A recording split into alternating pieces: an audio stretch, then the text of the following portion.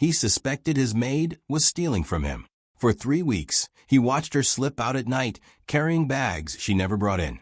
So one evening, he followed her, certain he was about to catch her in the act. What he discovered shattered everything he thought he knew.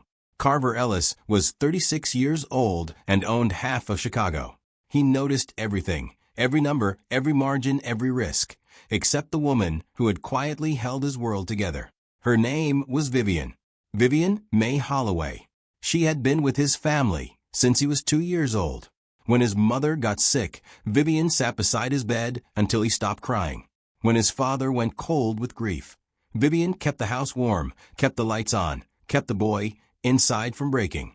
She loved him steadily, without condition, without applause. But Carver never asked about her life, never wondered where she went when the day was done, never thought to ask if she was tired, lonely, or hurting. She was just there, quiet, faithful, invisible. Until 3 weeks ago. Carver Ellis didn't lose things. Not deals, not arguments, not sleep. He had built 63 floors of steel and glass above the Chicago skyline, and filled every one of them with proof that he was a man who controlled what happened around him. His calendar ran in 15-minute blocks. His calls were returned within the hour. His boardroom never waited. He moved through the world like a man who had already decided how everything would end. The penthouse was spotless. Always. Breakfast was on the counter by 7. His shirts were pressed before he reached for them. The plants were watered. The windows were clean. The silence was managed. It had been that way for 34 years, quietly, efficiently, invisibly, because of Vivian. He had never once thought about how. She was simply part of the architecture of his life, like the elevator that opened without being called. Like the city lights that came on at dusk, present, reliable, unexamined. He noticed her the way you notice a wall, only when something changes. And something had changed. 3 weeks ago, Carver saw her leave the building after her shift with 2 heavy bags she hadn't arrived with. He thought nothing of it. The second time he paused. By the third, the fourth, the fifth, every Tuesday, every Thursday, same bags, same hour, same quiet exit. Something cold and precise moved through him. He ran an inventory. His office, the pantry, the safe. Nothing missing. Not a bottle, not a file, not a dollar. But the bags kept appearing. He told himself it was nothing. He told himself she was simply a woman he had employed for 34 years and trusted completely. Then he asked himself, when exactly had he decided to trust her? And realized he had no answer. He left work early that Thursday, parked half a block down, engine off, collar up against the rain. He had spent 20 years making decisions worth hundreds of millions of dollars. He told himself this was no different. Just information gathering, just closing a loop. When Vivian walked out of the building, bags in both hands, coat pulled tight against the wet, Carver felt something he hadn't expected. Not satisfaction. Not the clean certainty of a man about to be proven right. Something closer to shame. He pushed it aside and pulled into traffic. She took the bus south. He followed in his car through neighborhoods he knew only from spreadsheets and acquisition reports. Streets his company had quietly transformed. Old buildings gutted. Rents tripled. Families scattered to places the city forgot. He had called it revitalization. Driving through it now, slowly, in the rain, it looked like something else entirely. Vivian got off at 63rd Street and turned down a narrow alley behind a church. Paint peeling from the walls. A hand-painted sign above a side door, worn but readable. All are welcome. Carver waited, then followed her down. The basement stopped him cold. It was full. Folding tables, end to end, paper bowls, mismatched chairs. Men with nowhere else to be. Mothers feeding children who ate like they hadn't eaten yesterday. An old man in a thin coat, sitting very still, holding his soup with both hands like it was something sacred. And there was Vivian. Not the Vivian he knew. Not the quiet, careful woman who moved through his penthouse like a whisper. This woman was alive.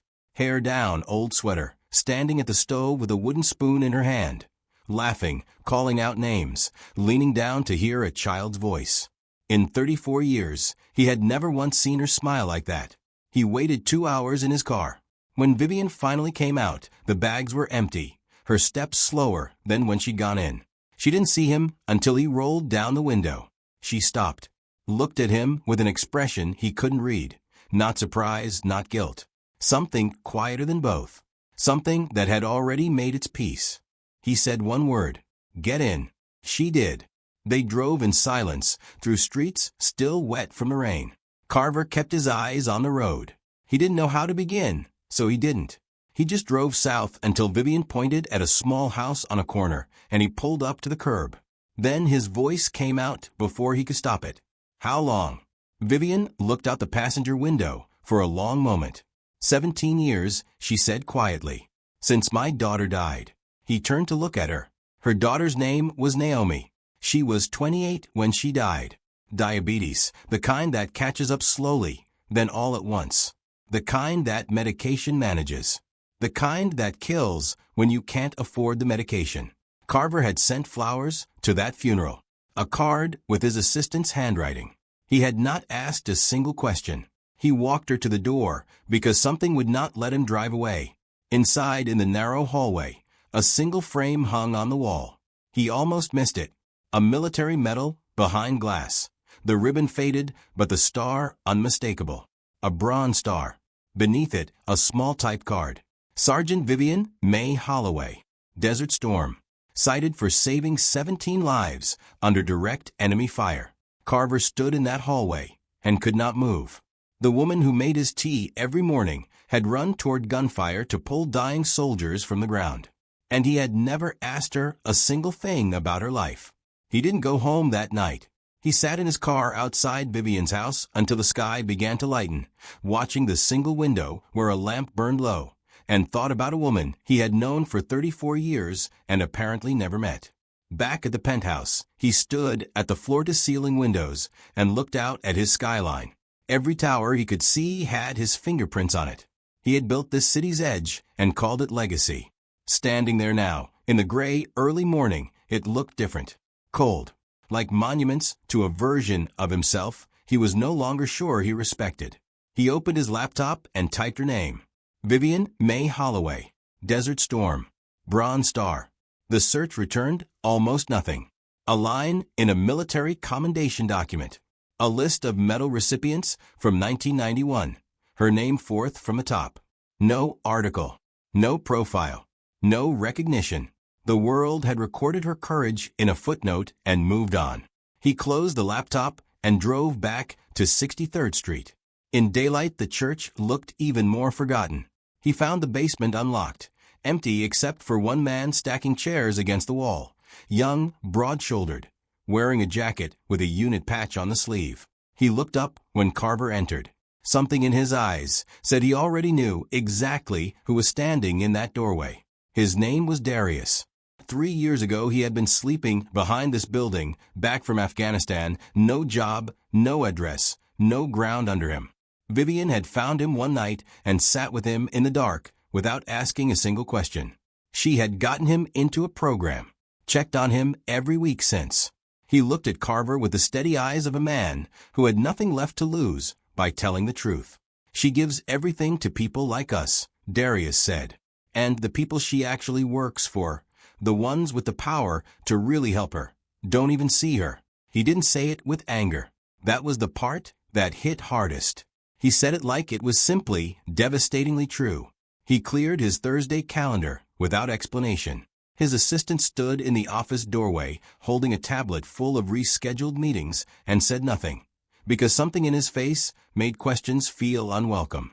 He arrived at the basement before 7.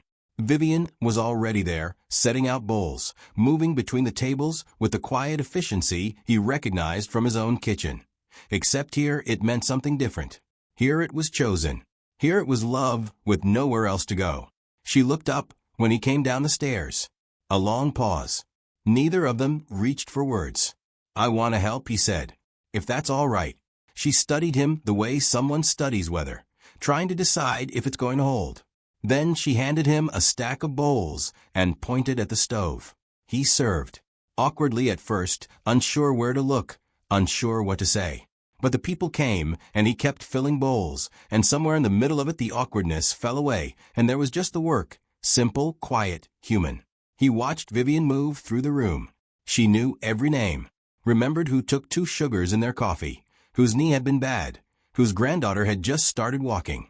She carried people's details like they were precious things worth keeping, like they mattered, because to her they did. Then he saw her hand close around the edge of the counter. It lasted only a second, a slight sway, a caught breath, a grip tightening to steady herself. She straightened quickly and reached for the ladle. Carver was beside her before he thought about it. "When did you last eat?" She didn't answer. "Vivian, I'm fine." He looked at the pots she had cooked for hours. The food she had bought with her own money. The meal she had made for everyone in that room. Everyone except herself. He pulled out a chair. "Sit down." And something in his voice, not authority this time, something rawer than that, made her listen. He cleared his Thursday calendar without explanation. His assistant stood in the office doorway, holding a tablet full of rescheduled meetings, and said nothing, because something in his face made questions feel unwelcome. He arrived at the basement before 7. Vivian was already there, setting out bowls, moving between the tables with the quiet efficiency he recognized from his own kitchen. Except here, it meant something different. Here it was chosen. Here it was love with nowhere else to go. She looked up when he came down the stairs. A long pause. Neither of them reached for words. "I want to help," he said, "if that's all right." She studied him the way someone studies weather, trying to decide if it's going to hold. Then she handed him a stack of bowls and pointed at the stove. He served. Awkwardly at first, unsure where to look, unsure what to say.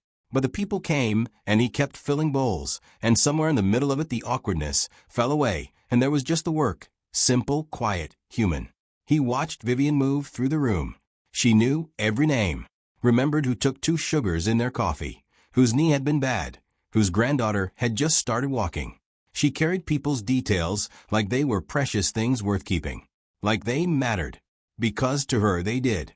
Then he saw her hand close around the edge of the counter. It lasted only a second, a slight sway, a caught breath, a grip tightening to steady herself.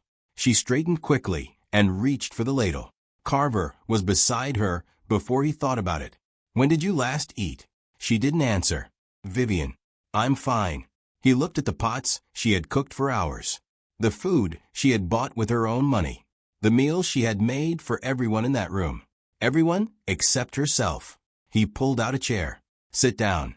And something in his voice, not authority this time, something rawer than that, made her listen. The call came on a Friday morning.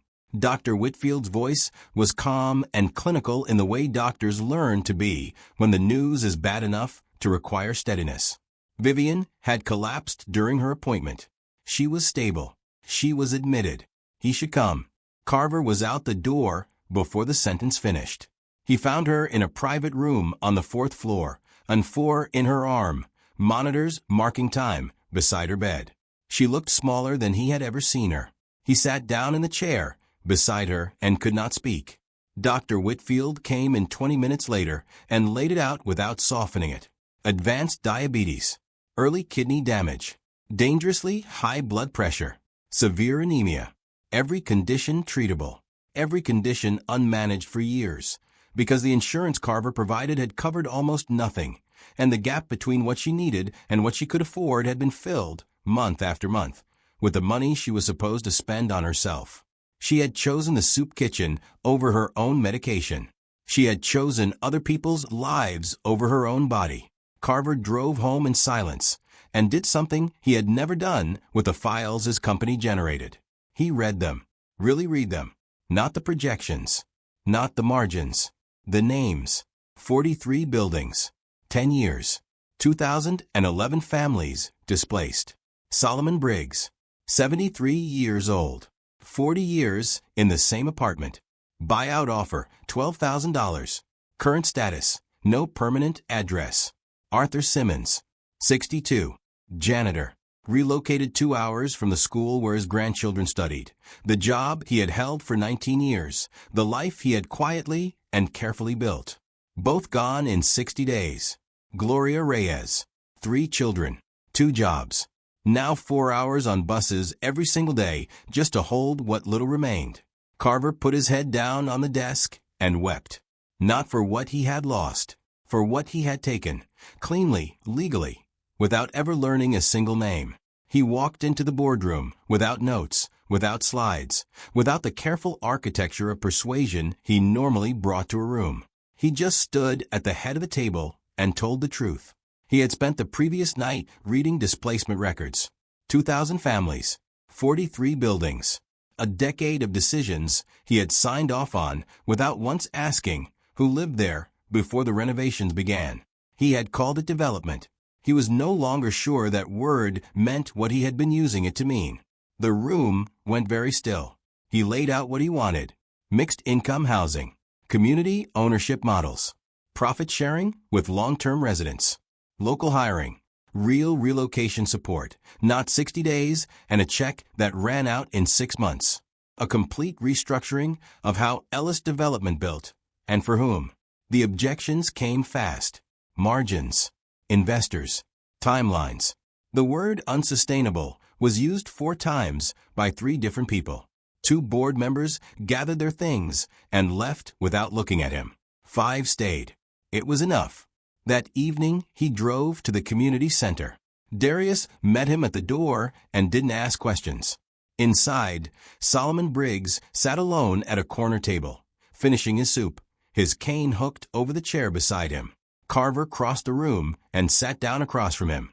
Solomon didn't look surprised. He looked tired in the way of a man who had long since stopped expecting anything from people like Carver Ellis. Carver didn't reach for an excuse or explanation. He just said it plainly, what his company had done, what the buyout had meant, what 40 years was actually worth, and how far $12,000 had fallen short of that. Solomon was quiet for a long time. "Come work with me," Carver said. "Tell me how to build without destroying. Because I don't know how, and I need someone who does." The old man looked at him across the table, measuring something that money couldn't settle. "I'll think about it," he said finally. It wasn't a yes, but it wasn't a door closing either. And for the first time in a long time, Carver Ellis left a meeting without knowing the outcome, and felt, strangely, like he was finally moving in the right direction. They didn't need a ribbon or a podium. Southside Commons opened the way it was always meant to, with music bleeding out of somebody's speakers, the smell of grilled meat cutting through the summer air, and children tearing through the streets like they'd always belonged there. Because they had. Because now finally they could. Solomon Briggs found his bench without anyone pointing the way. He sat down slow, the way old men do when they're settling into something they don't plan to leave, and looked out at the same stretch of sky he'd watched every morning for 40 years. It was still his, just better. Gloria Reyes stood at the edge of the new basketball court with her arms folded and her eyes wet, watching her kids argue over who was fouled first. She didn't break it up. She just watched, the way mothers do when they're memorizing something. Darius was there with Brianna, her hand in his, her laugh carrying across the courtyard every few minutes, like a bell someone couldn't stop ringing. And little Amara, somebody's niece, everybody's child, ran circles through the crowd until her braids flew straight back and her whole body became pure joy. Carver stood at the edge of it all and didn't move for a long time. Vivian came and stood beside him. Stronger now, color back in her face, steadiness back in her hands.